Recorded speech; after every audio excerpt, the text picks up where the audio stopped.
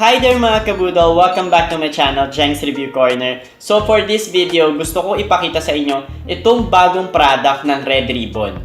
So ito yung new Red Ribbon Fudgy Brownies. So excited na ba kayo dito? So sige, ilalabas ko na para makita na natin. Tcharan! Ayan na siya. O, diba? Ayan. So ito yung packaging niya. Ayan, very presentable. Syempre kulay pula kasi nga red ribbon. So, 'di ba? Magulat kayo kung ibang kulay 'yan. Kulay yellow. Charing. Kalaban. So guys, nagkakahalaga to ng 169 pesos per box. So sa isang box niya, meron siyang lamang 6 na brownies. So buksan na natin. Charing! Ayan. Oh, nakita nyo. Wow! In fairness, mukhang masarap. So guys, itong isa, kahit buksan ko rin to, same lang sila ng laman per box. So, ayan. So, wag na kayong hanap ng iba na wala dito. So, kasi talagang 6 na klase na brownies lang yung meron sila per box. And ang maganda pa dito guys, hindi to for promotional product lang or limited offer. So talagang magiging regular product na siya ni Red Ribbon. So all year round, makikita nyo siya sa kanilang mga stores. So winner yon para sa atin, lalo na kung masarap to, diba? So kung magkikrave tayo dito, meron siyang available palagi. So anyway, papakita ko sa inyo isa-isa yung laman niyang brownies.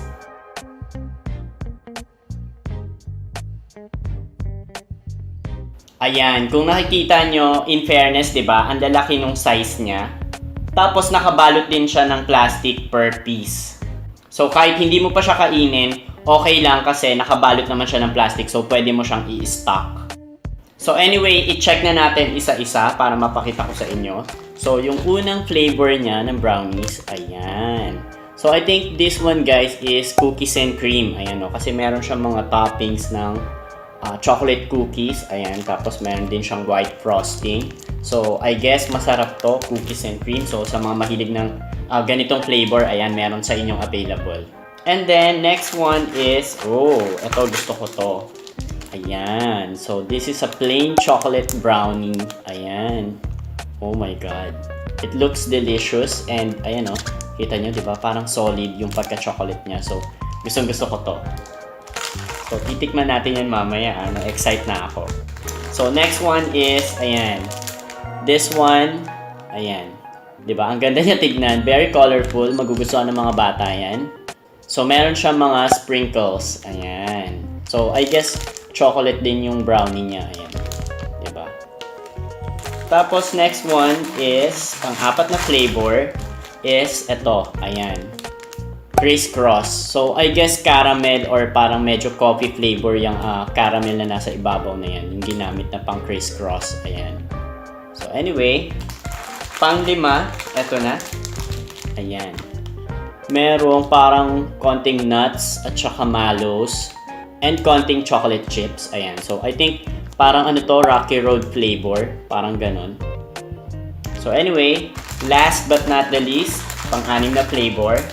Ito na siya. Tcharan! Ayan. I guess this is the fudgy brownie na talaga. So, ayan.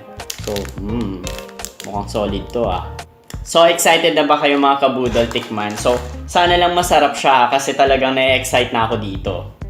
So, bago natin siya tuluyan tikman, if you're enjoying this video, please paki-like nyo naman. And syempre, huwag nyo kakalimutan mag-subscribe sa channel ko, Jeng's Review Corner, and hit the notification bell para updated kayo sa mga bagong review videos na ilalabas ko. So, eto na. This is the moment. Tikman na natin. Oh my god. Hindi ako maka-decide kung anong una kong titikman. Okay, so, ano kaya? So, I guess ito na lang muna, yung criss-cross. Ayan, kasi na-intriga ako sa kulay niya eh. Gusto ko malaman kung coffee flavor nga talaga to. Ayan na siya. Ayan. So, tignan natin. Okay. Tikiman na.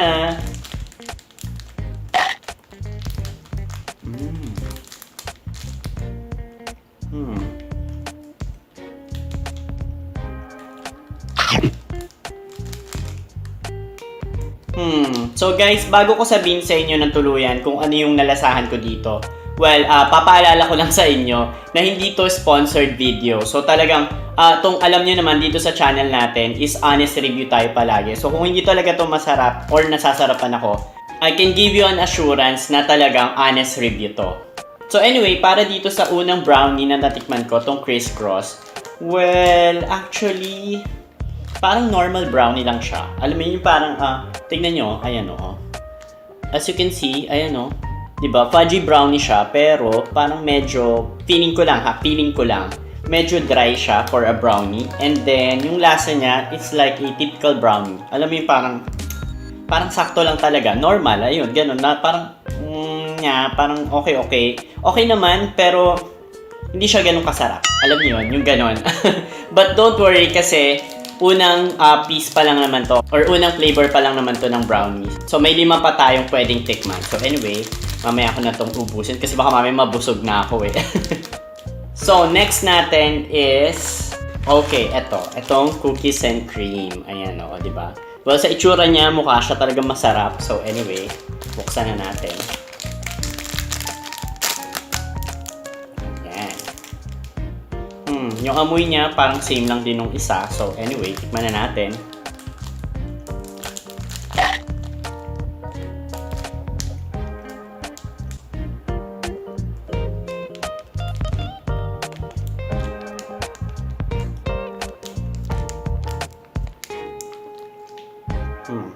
Well, actually guys, wait lang. Well, actually guys, kasing lasa niya lang yung naunang brownie. Well, kahit magkaiba sila ng flavor, ayun nga, magkasing lasa lang sila. So anyway, hindi ko na ito ubusan kasi alam ko na yung lasa niya eh. So anyway, jump tayo sa another flavor. So dito naman tayo sa, ayan, fudge brownie. Ayan, so tikman natin. Sana naman iba na to, 'di ba? Kasi 'di ba, pangatlo na to eh. Ayan. Oh. Aba, in fairness guys, iba yung amoy niya kaysa dun sa dalawang nauna. Which is yung dalawang nauna magkaamoy lang and yun nga, magkasing lasa lang siya. But this one, iba yung amoy niya. So more on parang caramel siya, tsaka parang fudge brownies nga to. So anyway.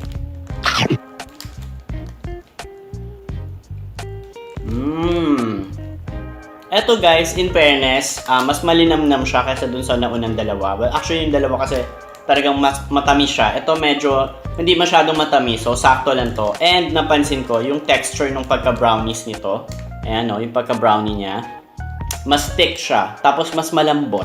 Ayan o, So this one, very mild lang yung lasa niya, pero malalasahan mo na masarap siya. In fairness, this one, okay siya. Gusto ko yung pagkalambot niya. Ano naman kaya? Ito.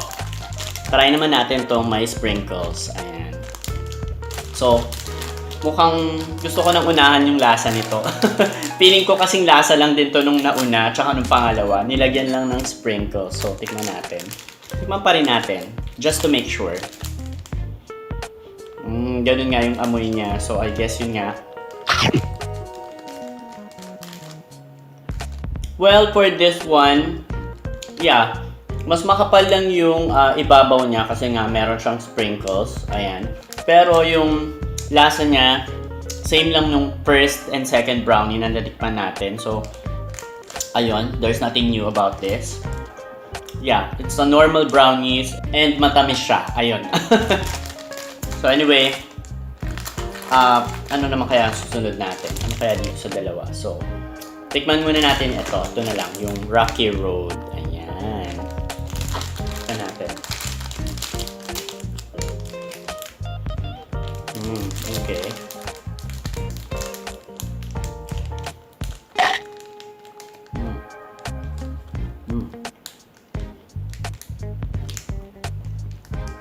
Well, actually guys, yung pinaka-brownie niya, medyo malambot.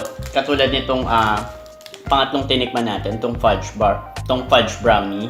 Pero, ayun nga, same lang din siya nung lasa. Parang, alam mo yun, parang iba-iba siya ng flavor, pero parang so far, I can really tell na same lang yung lasa niya. Ito, nilagyan lang siya ng konting marshmallow sa ibabaw at saka ng konting chocolate chips and nuts. Pero ayun nga, same taste pa rin. Alam niyo yun? So anyway, I guess itong last, ayan, plain chocolate. So I guess, kasing lasa lang din siya ng mga nauna. Pero syempre, para to make sure, tikman pa rin natin. Umasa tayo na merong something. Pero wag na rin, kasi ayan nga. Diba? Itsura pa lang eh. Tsaka amoy. Yeah, ganun pa rin. Yeah.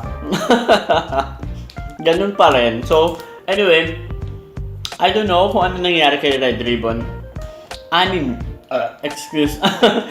na flavors siya ng brownies, pero wala, parang parang yung lasa.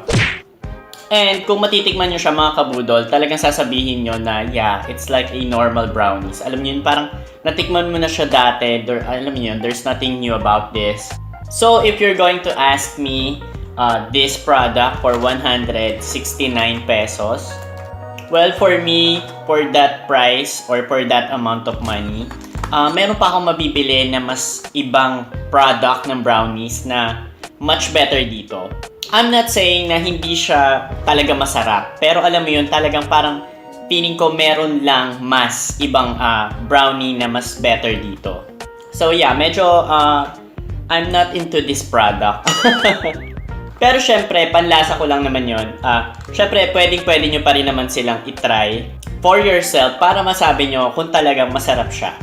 Well, ako kasi marami na talaga akong nakaing brownie, so for me, this is not the best one. So anyway, in time, sana mapagbuti pa to ni Red Ribbon kasi 'di ba, ang sasarap ng cakes nila. So I think sana magkaroon pa sila ng ibang ideas at mapagbago pa nila tong product na to in time. So ayun mga kabudol, that's it for this video. Thank you so much for watching. Sana nakakuha kayo ng idea about this new product ng Red Ribbon. So wag kayo ulit mawawala sa next review videos ko ha. Again, thank you so much for watching. Ingat tayo palagi. God bless and remember, stay cute!